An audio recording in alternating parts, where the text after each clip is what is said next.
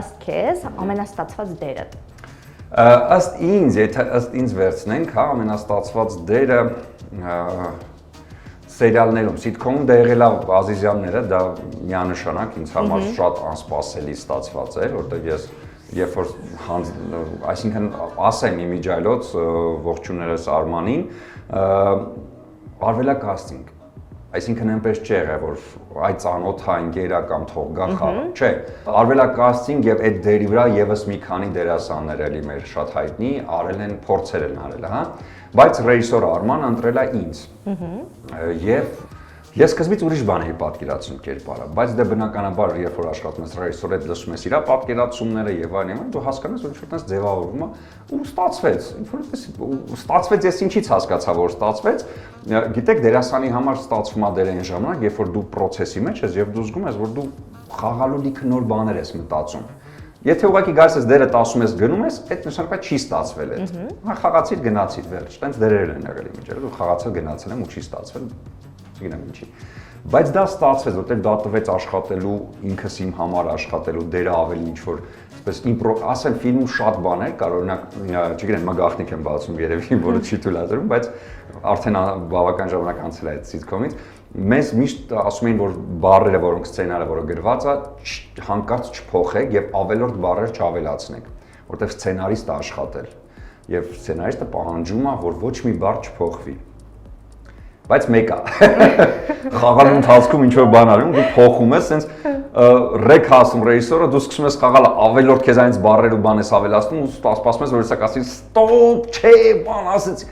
Գիտես ձեն չհանեց։ Վաու, օքեյ, ուրեմն ստացվել է, այսինքն այնքան լավ եղավ, որ ստացվեց ու ինքը չասեց, բայց բան կար եթե հանկարծ տեղին չէր, բայց դե դերասան ես դու մեկ էլ այդ ինձ մեն այդ հավեսին չես դիմանում, որ չի ստացվում, ասում եմ, չէ, նորից առանց այդ բառերի կամ առանց այդ տեքստի։ Դա ստացվեց եւ մինչեւ այսօր արդեն 7-8 տարի անցել,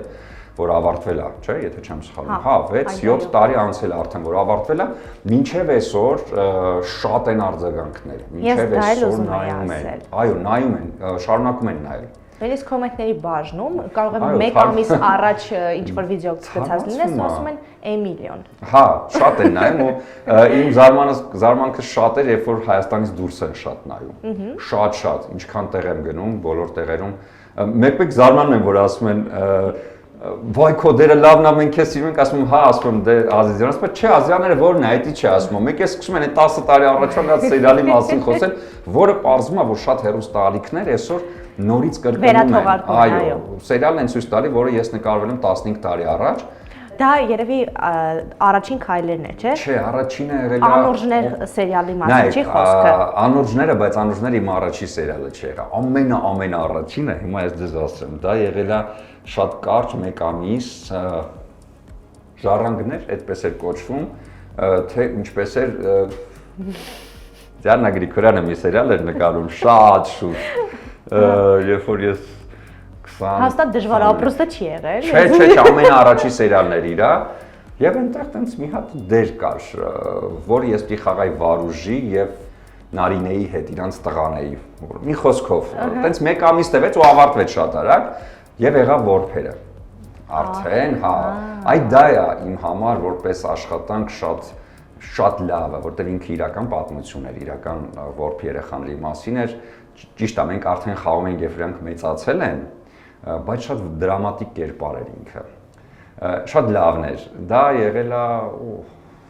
20 տարի առաջ։ Հա, բավականին, հա։ Հետո դե շատացան արդեն սկսեցին սերիալներ նկարել եւ իհարկե առաջարկներ եւ այլն։ Հիանալի է։ Հիմա Հիմա որ ես նայում եմ ընդհանրապես 20 տարի առաջ պահպանվել է շատ Մերսի, իմն ասում են ինչ լավ է տեսք, ասում եմ այս խոնավ տեղ եմ ապրում։ Լավ է պահպանվել։